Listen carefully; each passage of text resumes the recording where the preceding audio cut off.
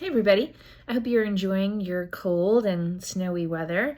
I am, but I really miss having class on Mondays with you. So hopefully this is it and we'll be back to normal. Although I just got the message that the college is closed tomorrow, Tuesday as well.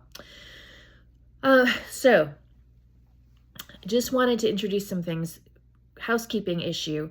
In Module 2 covers chapters 4 and chapter 6. I start with chapter 6 and then we'll do chapter 4 next week. I do this because chapter 6 is the chapter on learning and it is a little meatier than chapter 4. And so I want to make sure we have enough time with it. We can shortchange chapter 4 a little if we need to. So to that end, please read the chapter on learning carefully, chapter 6, and you can start to work on your assignment, but maybe wait until we see each other, hopefully, on Wednesday. Sorry, my cat is in the room, and my cat bothers my allergies, but trying to get rid of him will be more trouble than it's worth. So, there are many kinds of learning, or at least several kinds of learning. Observational learning is one, for example. If you are in a novel situation, something that you're not familiar with, say, for example, you get a new job and you're not sure exactly how do people behave in this environment, or your first college class.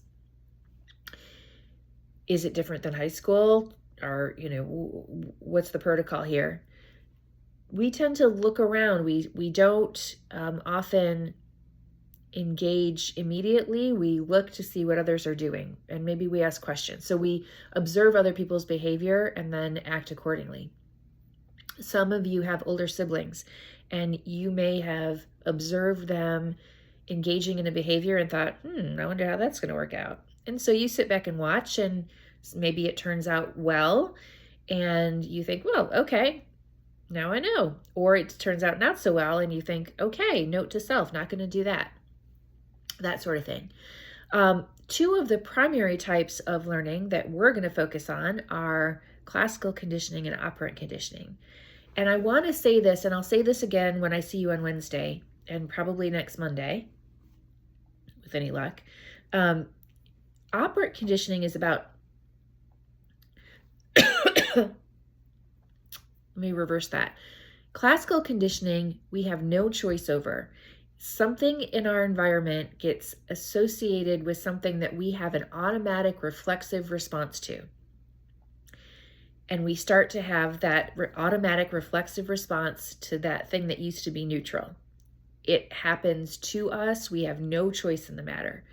Whereas with operant conditioning, in operant conditioning, we're engaging in a behavior, and that behavior generates a consequence. And depending on whether that consequence is something positive for us or something that we do not like, it's a punishment, that makes that behavior more or less likely to happen in the future. So obviously, if it's a good consequence, then we're likely to do it again. If it's an adverse consequence, something we don't like, we are less likely to engage in that behavior again. That's operant conditioning, and we'll focus more on that and practice with it on Wednesday. Today, I just wanted to briefly introduce classical conditioning, point you to some resources within our course, and I'm going to post a short assignment for you. So first of all, please read chapter 6 carefully, especially for today's work, the assignment, the section on classical conditioning. And please watch the video under resources in module 2. There's a link that says Pavlov. Please take a look at that video. It is not long. I think it's less than 4 minutes.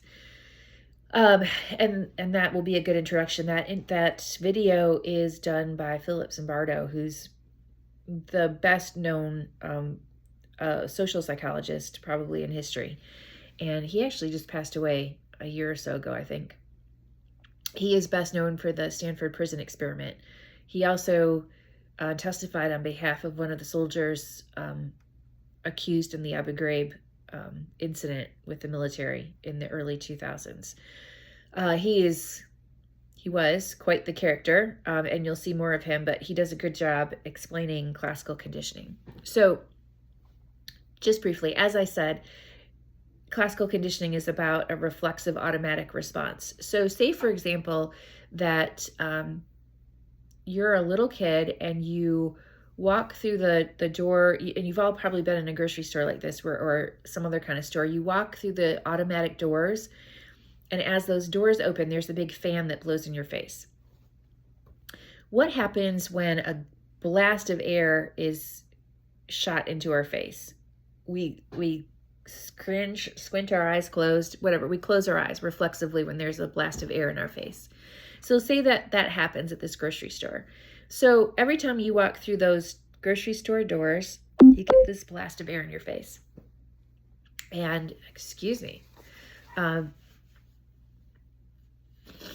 So what happens is so the grocery store doors, or automatic doors, are a neutral stimulus. Getting a blast of air in your face is an unconditioned stimulus, which elicits an unconditioned response. That's that reflexive behavior. So the blast of air in your face is an unconditioned stimulus. Squinting your eyes closed is a unconditioned response. What can happen, though, is that you begin to associate walking through automatic doors, because you have that learning experience, and sometimes you have it over and over, much like you'll see that Pavlov's dogs did. You associate that response, that condition, with the blast of air. Then what happens is it doesn't matter any longer if there's actually a blast of air in your face. Every time you walk through a set of automatic doors, you'll squint your eyes closed. So the automatic doors, walking through the automatic doors, has become the conditioned stimulus, and squinting your eyes closed when you walk through those doors is the conditioned response. So again, play with that a little bit. Probably the most powerful examples of classical conditioning are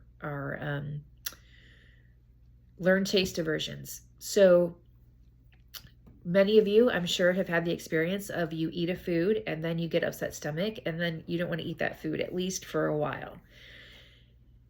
Sometimes you won't want to eat that food for years. And here's the difference. So it's a very, it's a pre-programmed biological reaction, because when human beings were discovering which plants we could eat, and what things we could eat in nature, when we ate something that was poisonous for us, we had to learn that quickly, because if we did it again, if we made the same mistake twice, it could kill us. So those reactions are powerful.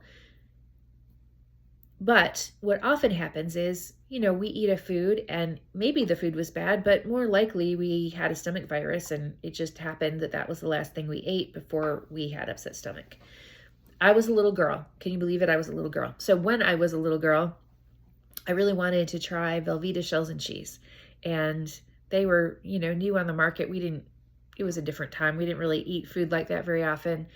And so I kept asking, and finally my parents purchased it, and I ate it for lunch the day of my cousin's wedding. And I remember we ate it, then we got ready and left for the wedding. I remember not feeling very good in the car, and we pulled into the parking lot, and my dad came around to open the back door for me to get out, and you can imagine the rest. So it used to be that all I had to do was look at the packaging for Velveeta shells and cheese, and I felt nauseous. Now that's not the case. It's weakened, but I still have no desire to eat Velveeta shells and cheese. So Velveeta shells and cheese was a neutral stimulus. I had upset stomach. That was the unconditioned stimulus. I felt yucky and gross, and that was the unconditioned response.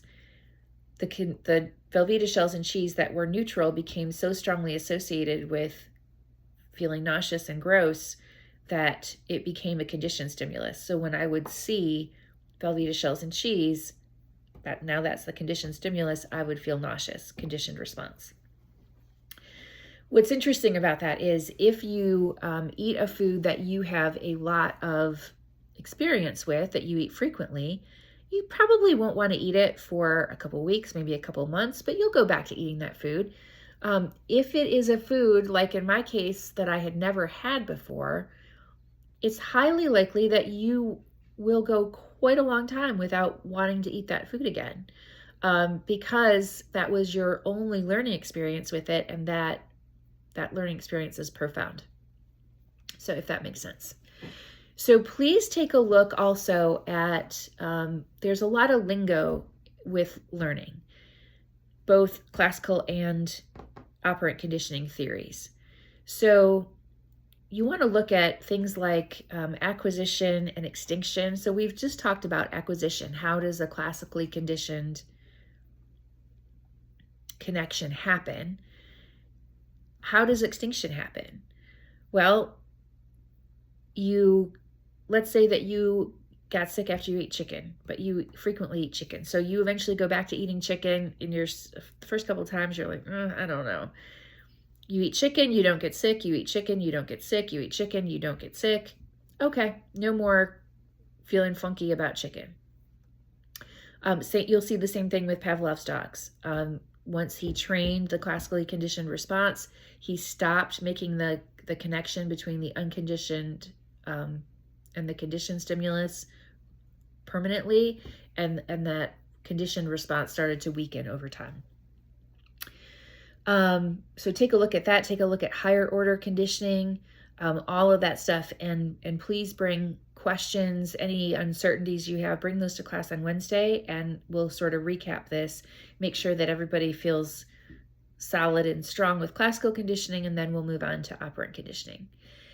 So once again, after you finish watching this, please watch the link that says Pavlov's dogs or Pavlov under resources in the Module 2 block.